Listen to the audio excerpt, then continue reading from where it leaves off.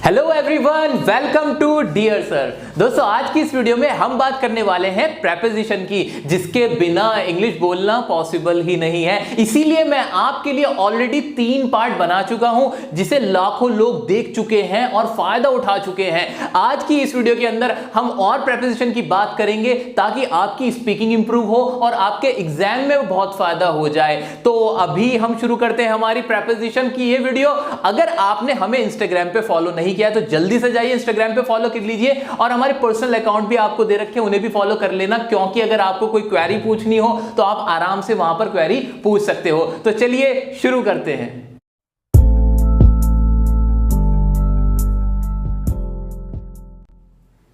Guys, first of all, I would like to tell you that this video is sponsored by You Dictionary app, जो कि एक amazing app है because of its unique features। इसके अंदर आप किसी भी इंटरनेशनल लैंग्वेज को किसी दूसरी लैंग्वेज में ट्रांसलेट इजीली कर सकते हो, लेकिन इसमें ये अदर ऑप्शन भी है कि आप किसी इंडियन लैंग्वेज को भी आपस में ट्रांसलेट कर सकते हो, जैसे कि मराठी, गुजराती, पंजाबी को भी आपस में आप ट्रांसलेट कर सकते हो। साथ ही साथ इसके अंदर एक ऑप्शन आता है कन्वर्सेशन का। कन्वर्सेशन के अंदर आप किसी से बात कर सकते हो, जैसे कि यहां पे कन्वर्सेशन का आप ऑप्शन देख रहे हो। मैंने इस पे क्लिक किया और मैंने यहां इंग्लिश में बोला, व्हाट आर यू डूइंग? तुम क्या कर रहे हो? देखा कितनी आसानी से इसने मेरे को इंग्लिश को हिंदी में बता दिया। तो इस तरह से मैं कन्वर्सेशन करके अपनी स्पीकिंग इंप्रूव कर सकता हूं दोस्तों। तो साथ ही इसके एक और ऑप्शन भी है, क्या कि ये आपको स्कैन करके भी ट्रांसलेशन करके बता सकता है। कोई भी वर्ड या सेंटेंस आपको देखना हो तो आपको क्या करना है, बस स्कैन करना है उस वर्ड और सेंटेंस को और अपना रिजल्ट आपको वहीं पे आसानी से मिल जाएगा। तो है ना बड़ी मजेदार ऐप। मुझे उम्मीद है कि आपको ये ऐप बहुत फायदा करेगी आपकी स्पीकिंग के अंदर, साथ ही साथ ओवरऑल इंग्लिश में। तो प्लीज इसको इंस्टॉल करें, डाउनलोड करें और मुझे बताएं कि आपको कितना फायदा हुआ। तो दोस्तों, स्टार्ट करते हैं टू से। और टू का इस्तेमाल यही है क्या कि जब कोई भी चीज आपकी तरफ या किसी भी चीज की तरफ आती है तो उसकी डायरेक्शन बताने के लिए, उसकी दिशा बताने के लिए हम टू का इस्तेमाल करते हैं। जैसे I am going to school, मैं कहां जा रहा हूं? स्कूल की तरफ जा रहा हूं। I am going to Delhi, मैं कहां जा रहा हूं? दिल्ली की तरफ जा रहा हूं। She is coming to me, वह कहां आ रही है? मेरी तरफ आ रही है। तो इस तरह के सभी सेंटेंसेस के अंदर हम क्या दिखाना चाहते हैं? डायरेक्शन दिखाना चाहते हैं, और डायरेक्शन जब भी दिखाई जाएगी टू का इस्तेमाल हो जाएगा। अब एक सेंटेंस है I want to speak, I want to meet. अब यहां टू का इस्तेमाल कैसे हो रहा है? यहां तो कोई डायरेक्शन नहीं दिखाई जा रही, तो आइए अभी बताते हैं कि यहां टू का क्या इस्तेमाल है। साथ ही साथ एक और बात बताओ, जब मेरी तरफ ये बॉल आई तब सेंटेंस के अंदर ये भी तो हो सकता था कि the ball is thrown towards me. To की जगह टूवर्ड्स भी तो आ सकता था। तो क्या फर्क है टू और टूवर्ड्स में, वो भी बताता हूं। आइए वीडियो में और मजे करते हैं और मजे मजे में प्रेपोजिशन सीखते हैं। तो दोस्तों, टू का एक इस्तेमाल तो हमने अभी देखा ही कि टू का इस्तेमाल होता है किसी चीज की दिशा को बताने के लिए कि वो किस ओर जा रही है। आइए अब एग्जांपल की मदद से इसको और अच्छे से समझते हैं। तो ये तो हमने देख लिया था डायरेक्शन। अब वो डायरेक्शन किस चीज की हो सकती है? क्या वो डायरेक्शन सिर्फ किसी जगह की होगी? नहीं, अगर कोई चीज किसी व्यक्ति की तरफ जा रही हो, जैसे कि एग्जांपल के तौर पे मैंने लिखा she is giving money to him. अब जो मनी था यहां पे, यानी मेरे जो पैसे थे वो किसी हिम के पास जा रहे हैं, यानी कोई लड़का है उसके पास जा रहे हैं। तो उसकी डायरेक्शन को भी दिखाने के लिए हमने क्या इस्तेमाल किया? हमने टू का इस्तेमाल कर दिया। ठीक है जी, कि वह उसको पैसे दे रही है। तो यहां भी एक दिशा बता रहे थे कि पैसे किसकी ओर जा रहे हैं? उस व्यक्ति की ओर जा रहे हैं, उस लड़के की तरफ जा रहे हैं। ठीक है जी, तो ये बात हमें अच्छे से क्लियर हुई। और एग्जांपल देख लेते हैं, Rakesh is going to London. अब ये लंदन क्या है? एक प्लेस है कि नहीं? हाँ, जगह है। तो प्लेस की तरफ जा रहे होंगे तब भी हम टू का इस्तेमाल करेंगे। तो यहां मैंने टू लगा दिया। ठीक है, अब यहीं पर एक कंफ्यूजन आई थी जो मैंने आपसे कही थी कि मैं अभी बताता हूं। क्या कि सर यहां टू की जगह टूवर्ड्स भी तो आ सकता है। टूवर्ड्स का मतलब भी तो की तरफ होता है, डायरेक्शन दिखाने के लिए होता है। और आप बिल्कुल सही कह रहे हो, टू का इस्तेमाल डायरेक्शन दिखाने के लिए ही किया जाता है। अब फिर इन दोनों में डिफरेंस क्या है? मैं बताता हूं आपको डिफरेंस। जब हम टू लगाते हैं तब हमें पता होता है कि वो जो भी चीज जा रही है ना जिस तरफ, वो उसी के पास जाएगी। यानी मेरा जो राकेश भाई है ना, वो राकेश भाई लंदन ही जाएगा, इधर उधर नहीं भटकेगा। लेकिन अगर मैं यहां पर लगा देता हूं टूवर्ड्स, क्या मैं अगर लंदन से पहले लगा देता हूं टूवर्ड्स, तब पक्का नहीं है कि वो लंदन ही जाएगा। अब वो सिर्फ ये कहना चाहता है कि वो लंदन की ओर जा रहा है। अब लंदन को क्रॉस करके कहीं और चुपके से निकल जाए, किसी को नहीं पता चलेगा। जैसे कि कुछ बच्चे करते नहीं, जा तो स्कूल रहे होते हैं लेकिन इधर उधर चले जाते हैं, तो वो टूवर्ड्स स्कूल जा रहे होते हैं लेकिन टू स्कूल नहीं जाते। आप सब टू स्कूल जाना, ठीक है जी। मैं हमेशा टू स्कूल गया हूं, कभी टूवर्ड्स स्कूल नहीं गया। तो ये डिफरेंस था, ये कंफ्यूजन थी जो टू और टूवर्ड्स में थी, वो अब आपको क्लियर हो गई होगी।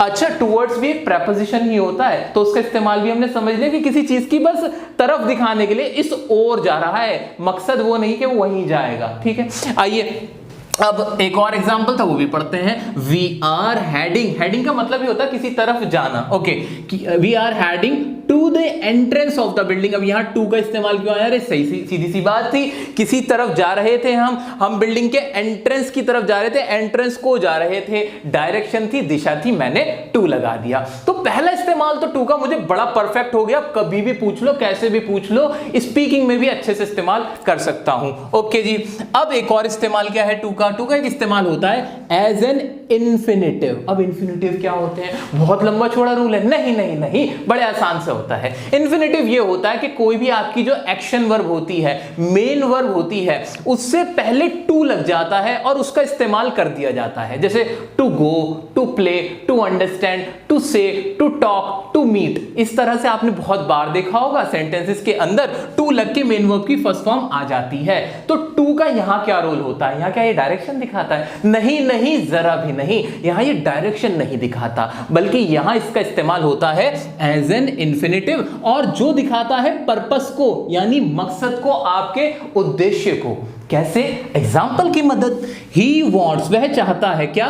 To meet you. अब ये जो टू मीट था ना, उसने पर्पस बताया। क्या बताया? पर्पस बताया कि भाई वे चाहता है, क्या चाहता है? मिलना चाहता है। पर्पस क्या है? मिलना। ऐसे नेक्स्ट सेंटेंस है, दे कम, वे आते हैं, हेयर, यहां, टू प्ले। अब यहां इनका मकसद क्या है भाई? आने का, खेलने का मकसद है। तो अब नेक्स्ट सेंटेंस देखेंगे, और वी अर्न, हम कमाते हैं। क्यों कमाते हैं? टू लिव, रहने के लिए, जिंदा रहने के लिए, जीने के लिए हम क्या करते हैं? कमाते हैं। तो इन तीनों ही सेंटेंस के अंदर आपने देखा कि यहां जो भी बात की गई थी टू के बाद जो मेन वर्ब लगाई गई थी, उसका एक ही मकसद था, और वो मकसद क्या था? वो पर्पस बता रहा था, मकसद बता रहा था। अब ये सारी कंफ्यूजन आपकी अब दूर हुई होगी कि कैसे टू जब लगा होता है मेन वर्ब की फर्स्ट फॉर्म के साथ तो उसका क्या मीनिंग होता है। अच्छा, मजाक मजाक में ना मैंने आपको इन्फिनिटिव भी पढ़ा दिए कहीं ना कहीं, ठीक है। इन्फिनिटिव का यही रूल होता है, क्या?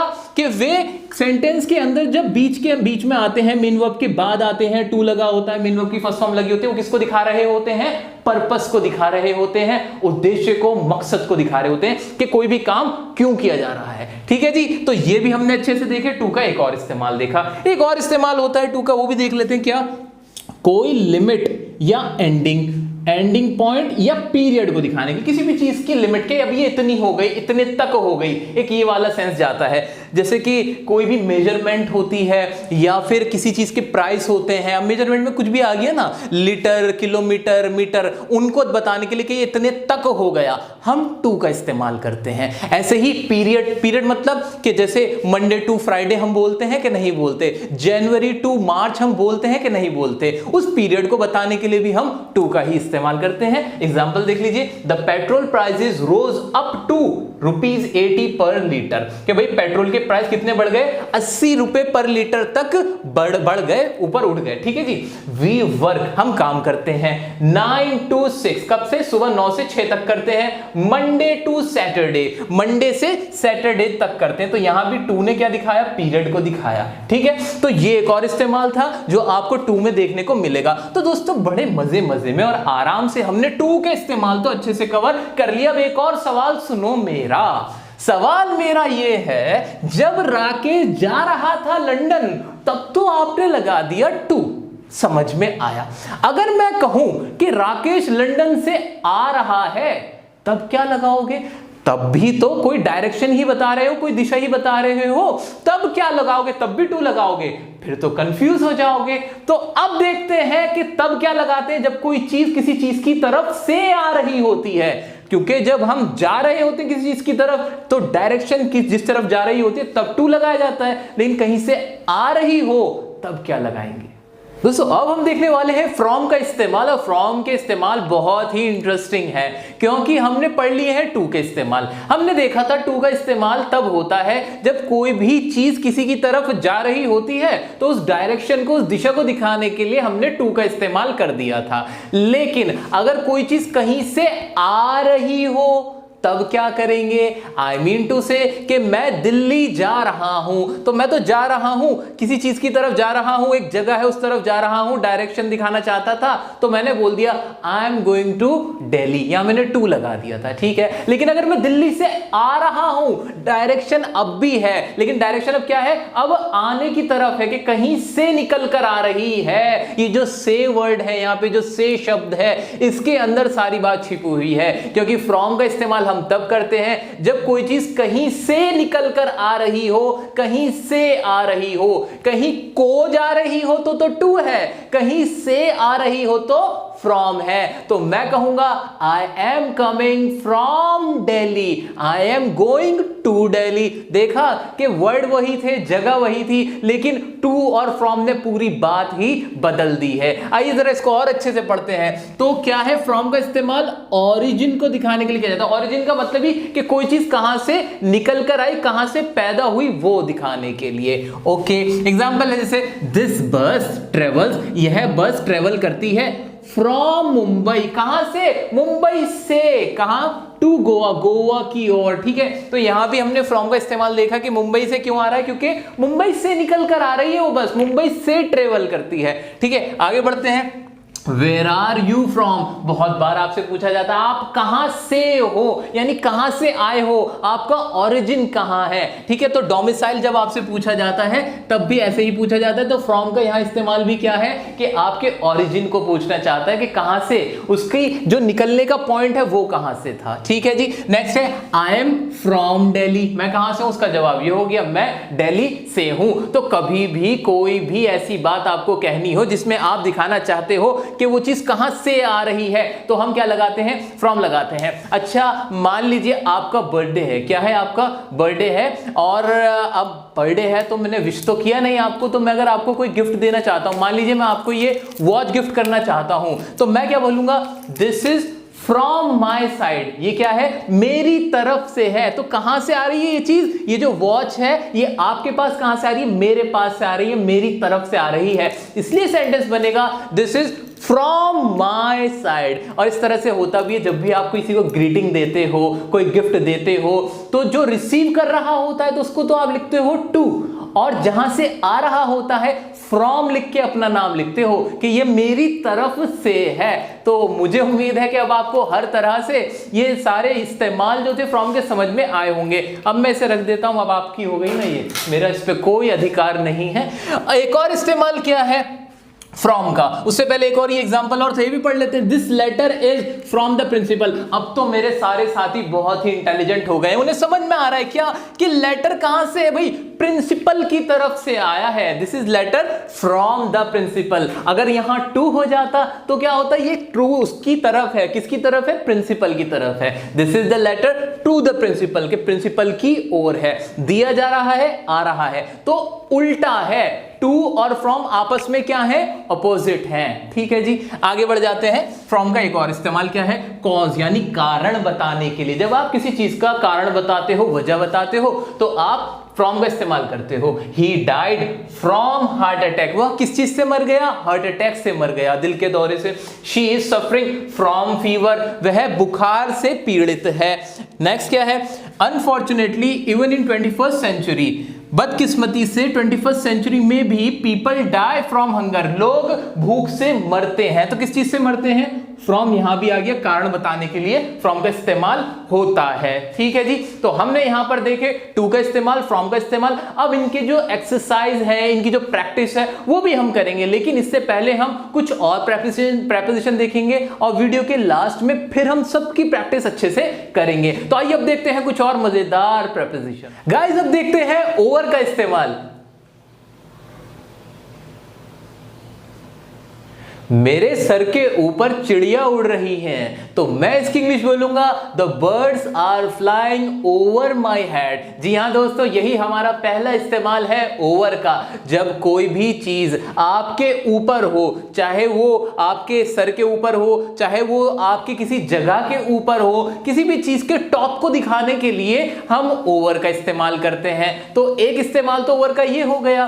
दूसरा इस्तेमाल ओवर का तब करते हैं जब कोई चीज किसी चीज को कवर कर लेती है, यानी उसको पूरा ढक लेती है। तो जब कवर कर ले, ढक ले, उसके कांटेक्ट में हो, तब हम ओवर का इस्तेमाल करते हैं। तो दो बिल्कुल मोटे मोटे इस्तेमाल आपको याद रखने ओवर के। क्या कि जब कोई चीज किसी चीज के ऊपर हो, कहां हो, ऊपर हो, उसके टॉप पर हो, तब हम ओवर का इस्तेमाल करते हैं। या फिर कोई चीज किसी चीज को ढकी हुई होती है, उसको कवर अप करी हुई होती है, तब हम ओवर का इस्तेमाल करते हैं। चलिए अब जरा उसके कुछ एग्जाम्पल देखते हैं। एग्जाम्पल है हमारे सामने, पहले तो यही पढ़ लो, किसी ऊंची चीज को दिखाने के लिए, आपकी सहूलियत के लिए लिख देता हूं। नेक्स्ट है a beautiful white bird is flying over the lake, कि भाई एक बहुत खूबसूरत सफेद कलर की चिड़िया उड़ रही है किसके, लेक के ऊपर। भाई लेक के ऊपर उड़ रही है ना, उसके ऊपर थी, इसलिए मैंने यहां पे क्या लगा दिया, ओवर लगा दिया। नेक्स्ट मेरा एग्जांपल है with an umbrella over my head. एक अम्ब्रेला थी, मैंने ऐसे पकड़ रखी थी, मेरे सर को कवर की हुई थी umbrella.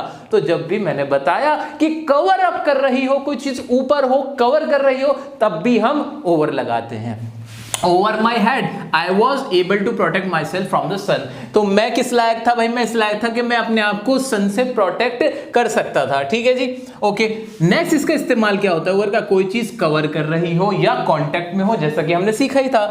I put my hands over my years, मेरे हैंड थे ये, ओके, इसको मैं यहां रखता हूं, मेरे हैंड्स हैं, मैंने उनको अपने कानों पे रख लिया। तो इससे मैंने क्या किया, अपने कानों को कवर कर लिया। तो जब ऐसी पोजीशन हो तो मैं क्या कहूंगा, मेरे हाथों ने कवर किया किसको, मेरे कानों को। इसलिए मैंने यहां पे क्या लगाया, put my hands over my years, के मैं अपने हाथ रखता हूं कानों पर। ओके जी, नेक्स्ट सेंटेंस देखते हैं। He puts the blanket over his body. अब ब्लैंकेट मेरे पास नहीं है, अगर होता तो मैं पूरा उसको ओढ़ के आपको दिखा देता, लेकिन इसमें भी क्या होता है, जब हम ब्लैंकेट ओढ़ते हैं, उसको अपने ऊपर ढक लेते हैं, तो पूरी बॉडी कवर हो जाती है। इसलिए ही यहां पर क्या आया कि puts the blanket over his body, इसलिए यहां पर हमने ओवर का इस्तेमाल किया है। तो दोस्तों ये हमने देखे ओवर का इस्तेमाल, जो बहुत ही ज्यादा इस्तेमाल होते, कॉमन है। कुछ एक और इस्तेमाल क्या होते हैं ओवर के, किसी नंबर, एज या अमाउंट को बताने के लिए। ये बड़ा अच्छा है कि जब भी आप कोई संख्या बता रहे हो कि 5 लाख से ज्यादा लोग ऐसा कर रहे हैं, 2 मिलियन से ज्यादा लोग ऐसा कर रहे हैं,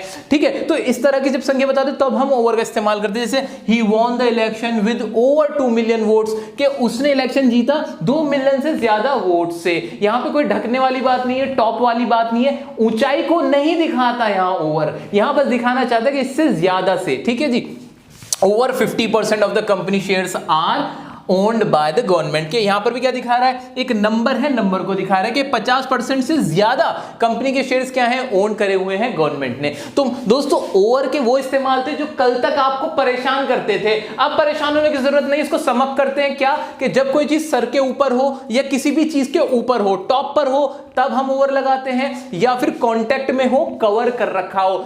जो आपकी अम्ब्रेला होती है उसे याद रख लेना, कि जैसे आप छाता लेते हो तो छाता कवर करा होता है ना, तो तब हम ओवर लगा देते हैं। या फिर कोई संख्या हो 50% से ज्यादा, 10% से ज्यादा, 20 लाख से ज्यादा, 10 लाख से ज्यादा, इस तरह से आप जब भी सेंटेंस देखो वहां ओवर लगा दोगे।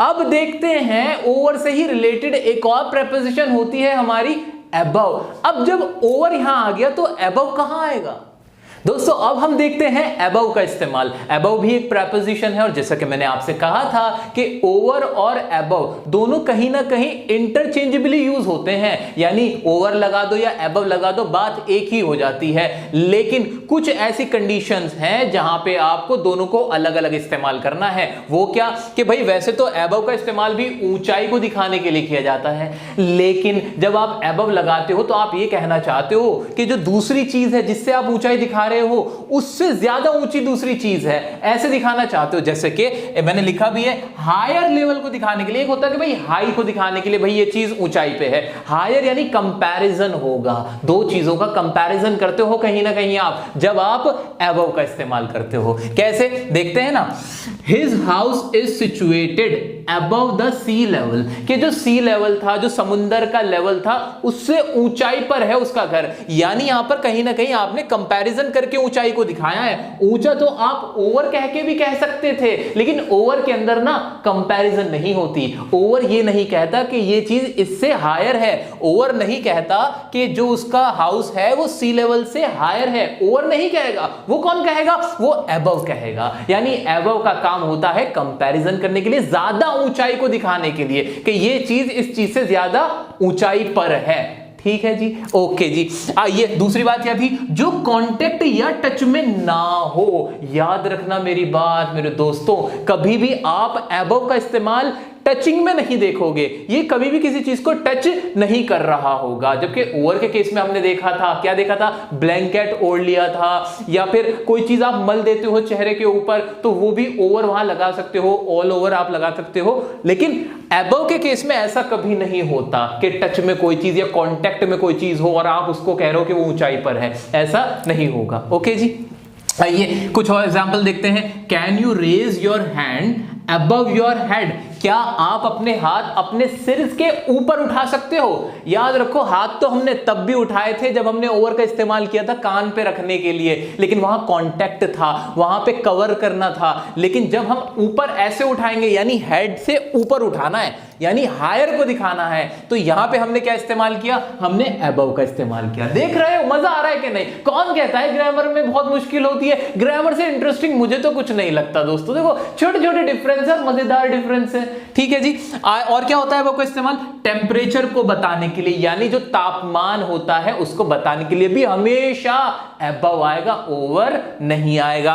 क्या है जी? The temperature of Delhi is above 45 degree Celsius, के जो टेम्परेचर है दिल्ली का, सच बताऊं 45 कहां 48 50 हो रहा है अब तो वो दिखाने के लिए भी हम, तापमान दिखाने के लिए भी हम अबव का इस्तेमाल करते हैं। तो ये बातें थी ओवर और अबव की। मुझे पूरी उम्मीद है आपको ये सारी चीजें अच्छे से समझ में आ चुकी हैं। एक बार फिर से रिपीट करता हूं कि ओवर और अबव का इस्तेमाल नॉर्मली एक दूसरे के एक्सचेंज में हो जाता है, रिप्लेसमेंट में हो जाता है, कोई ऐसी दिक्कत वाली बात नहीं है। लेकिन कुछ कंडीशन मैंने आपको बताई है जहां गलत हो जाएगा अगर आपने इस तरह की सिचुएशन में इंटरचेंजेबली यूज किया तो।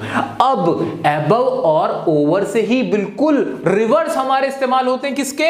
अंडर और बिलो के। अब ये क्या है जी? ये कौन सी बला है? अरे ये तो तुम्हारा फ्री का कवर हो गया। कैसे कवर हो गया? सुनो, अगर आपने ओवर पढ़ा है, ओवर का जितना ऑपोजिट सोच सकते हो वो हमारा अंडर है। कैसे? ओवर ऊंचाई को दिखाता था, अंडर नीचाई को दिखाता है। याद आया? ठीक है जी। ओवर कवरिंग को दिखाता था, अंडर भी कवरिंग को दिखाता है, कोई बात नहीं, लेकिन ये ऊंचाई को नहीं, ये नीचाई में कवरिंग को दिखाता है। जैसे कि सेंटेंस है the cat is under the table, कि भाई जो बिल्ली है, बिल्ली वो टेबल के नीचे है। या फिर मेरे शूज बेड के नीचे है, my shoes are under the bed. या जो टाइटैनिक का मलबा है वो समुंदर के अंदर है या नीचे है, इस तरह से आप बोलते हो। तो इस तरह से हमने देखा कि किसी भी चीज को जब हमें दिखाना हो कि कवर हो रही हो नीचाई में, तब हम अंडर लगाते हैं। ठीक है जी। और इसके अंदर क्या है हमारे बिलो के अंदर? बिलो में बिल्कुल उल्टा, कौन सा? अबव का उल्टा, यानी कवर नहीं कर रहा होगा। क्या? कवर नहीं कर रहा होगा, नॉर्मल कंपैरिजन की गई होगी। जैसे there was a big box below the painting, कि भाई कोई पेंटिंग लटकी हुई है, एक बड़ा सा बॉक्स है वो उसके नीचे है। अब यहां पे कंपैरिजन कर रहा है वो पेंटिंग से बॉक्स की, कि भाई दोनों के बीच में नीचाई दिखाना चाहता है कि उसके बिल्कुल नीचे। ठीक है जी। नेक्स्ट है you may read the points referred below. आपने ऐसा पढ़ा भी होगा, बहुत आर्टिकल्स में लिखा होता है कि आप पॉइंट्स को जो नीचे लिखे हुए हैं, यानी इसके भी नीचे लिखे हुए हैं, उनको पढ़ सकते हो। तो दोस्तों अंडर और बिलो मजाक मजाक में कवर हो जाते हैं अगर हमने अबव और ओवर को पढ़ा हुआ है। तो अब बारी आई है प्रैक्टिस करने की। अब हम देखते हैं इन सब के जो असल में हमें इस्तेमाल करने हैं, जो एग्जाम के पॉइंट ऑफ व्यू से भी बहुत इंपॉर्टेंट है, उसको हम देखते हैं। तो चलिए आइए प्रैक्टिस करते हैं। दोस्तों जैसा कि वादा था कि हम वीडियो के लास्ट में जितने भी हमने प्रीपोजिशन पढ़े हैं उनको अच्छे से प्रैक्टिस करेंगे, और वही अब हम करने वाले हैं। तो पहला सेंटेंस है, जरा ध्यान से देखो, कूल माइंड से अपना सेंस लगाओ। आओ जी। We are going dash the museum. हम जा रहे हैं म्यूजियम। अब बताओ म्यूजियम और आप में कोई चीज का फर्क है क्या? हाँ है ना। हम ये बताना चाहते हैं कि भाई म्यूजियम की तरफ जा रहे हैं। जिस चीज की ओर हम जाते हैं डायरेक्शन को हम दिखाते हैं तो हम टू लगाते हैं। मैंने बिना कुछ और सोचे समझे, बिना कोई कंफ्यूजन के टू लगा दिया। क्या गलत किया? बिल्कुल नहीं, सही जवाब था। नेक्स्ट मेरा सेंटेंस है, I have got the birthday surprise dash my friends. मुझे बर्थडे सरप्राइज मिला माय फ्रेंड्स। अब बताओ क्या हुआ होगा? भाई मुझे मेरे फ्रेंड्स से बर्थडे सरप्राइज मिला होगा ना, तो सरप्राइज कहां से आया, यानी ओरिजिन को दिखा रहा है, वो चीज कहां से निकल कर आई। भाई किसके पास से आई? फ्रॉम। और ऐसी सिचुएशन में हम क्या लगाते हैं? फ्रॉम माय फ्रेंड्स, कि भाई मुझे बर्थडे सरप्राइज मिला मेरे फ्रेंड्स की तरफ से। सही जवाब जी। आ जाइए। I watch your video dash learn English. मैं आपकी वीडियो देखता हूं। क्यों देखते हो? लर्न इंग्लिश, इंग्लिश लर्न करने को। अब जहां भी हमें पर्पस दिखाना होता है, याद आया? या बिल्कुल। टू का इस्तेमाल हमने देखा था इन्फिनिटिव के तौर पे होता है। ये टू आया, मेन वर्ब की फर्स्ट फॉर्म थी यहां पे। ठीक है जी, तो टू लगा दिया। नेक्स्ट सेंटेंस है दोस्तों, dash 70 million people are watching the match, कि 70 मिलियन पीपल, लोग जो पीपल है वो मैच देख रहे हैं। तो यहां हमने पढ़ा था एक ओवर का इस्तेमाल था कि कभी भी नंबर्स को दिखाने के लिए हम ओवर का इस्तेमाल कर देते हैं कि 70 मिलियन से ज्यादा लोग क्या देख रहे हैं? मैच देख रहे हैं। हम आसानी से बढ़ते चले जा रहे हैं। अब आप करो, मैं नहीं करूंगा। ध्यान से देखो जी। Why are you hiding dash the table? बताओ इसमें क्या आएगा? इतना आसान। और यही एग्जाम में भी आता है, बोलने में भी बहुत इस्तेमाल होता है, हर जगह इस्तेमाल होता है। अब बताओ कोई भी चीज टेबल की क्या है? अंडर होगी कि नहीं होगी? बिल्कुल। भाई टेबल के नीचे थी इसलिए मैंने अंडर लगा दिया। Okay. We could have saved him dash heart attack. हम उसे बचा सकते थे हार्ट अटैक से। तो जब भी हमने देखा था कॉज आता है, कॉज के लिए हम फ्रॉम का इस्तेमाल करते हैं, वही मैंने यहां पे किया। अच्छे से लिख देता हूं। ओके। नेक्स्ट है, दे आर नॉट फ्लाइंग। वह फ्लाइंग नहीं कर रहे, वे फ्लाइंग नहीं कर रहे, उड़ नहीं रहे हैं डैश मलेशिया। अब यहाँ ये फ्लाइंग का मतलब ऐसा नहीं कि उनके पर लग गए और वो आसमान में उड़ने लगे। यहाँ है कि वही वो जहाज में है, एरोप्लेन में है, और वो फ्लाइंग करे कहाँ? मलेशिया की तरफ। दे आर नॉट, नहीं कर रहे हैं, तो जा नहीं रहे हैं, किस ओर नहीं जा रहे हैं। तो जो भी हो रहा हो हमें तो ये देखना है कि डायरेक्शन है। हाँ है। और डायरेक्शन किसी चीज की तरफ जा रही है। हाँ जा रही है। तो जिसकी तरफ वो जा रही है उससे पहले क्या लग जाएगा? टू लग जाएगा। वही मैंने टू लगा दिया। नेक्स्ट है मेरा, please send this letter dash Animesh. Please यह लेटर सेंड कर दो, किसको? अनिमेश को। अब फिर से क्या वो जो लेटर है, वो जो लेटर इतना बड़ा लेटर है, वो किसी को दिया जा रहा है? डायरेक्शन है। हाँ है। जब भी डायरेक्शन हो, किसी इंसान की तरफ हो या किसी प्लेस की तरफ, हमें उससे क्या लेना देना है? हमें तो उससे पहले टू लगा देना है। तो दोस्तों ये कुछ सेंटेंसेस थे जो अलग अलग डिफरेंट टाइप के सेंटेंस से। मुझे उम्मीद है कि आपने इनके साथ बहुत अच्छे से समझा होगा, रूल समझे होंगे, जो भी कॉन्सेप्ट था वो समझा होगा। अब मैं साइड हो जाता हूं, अच्छे से आप पॉज करके वीडियो को, इसका स्क्रीनशॉट ले सकते हैं। तो दोस्तों ये था आज मेरी तरफ से आपके लिए from my side to you, ये लेक्चर था जिसमें हमने प्रीपोजिशन को समझा। बड़ा मजा आया मुझे आपके साथ इसको पढ़ाते हुए। वीडियो को प्लीज लाइक करें, अपने सभी दोस्तों के साथ शेयर करें, ताकि हमारी मेहनत कामयाब हो। बड़े दिल से हम आपके लिए कंटेंट लेके आते हैं। चैनल को अगर सब्सक्राइब नहीं किया है तो क्यों नहीं किया, जल्दी से सब्सक्राइब करो और अपनी लाइफ बदलो। और साथ ही साथ हमारी मैथमेटिक्स स्पोकन की भी वीडियोस बहुत अच्छी हम आपके लिए बना रहे हैं, उन्हें भी देखना ना भूलिए। इंस्टाग्राम पे अगर आपने फॉलो नहीं किया है तो जल्दी से उस पर भी फॉलो कर लें। तो मिलते हैं हमारी नेक्स्ट वीडियो में किसी नेक्स्ट लेक्चर लेक्चर के साथ। तब तक आप कमेंट करके बताइए कौन सा आपको लेक्चर चाहिए, उस पर हम वीडियो बनाएंगे। Okay bye.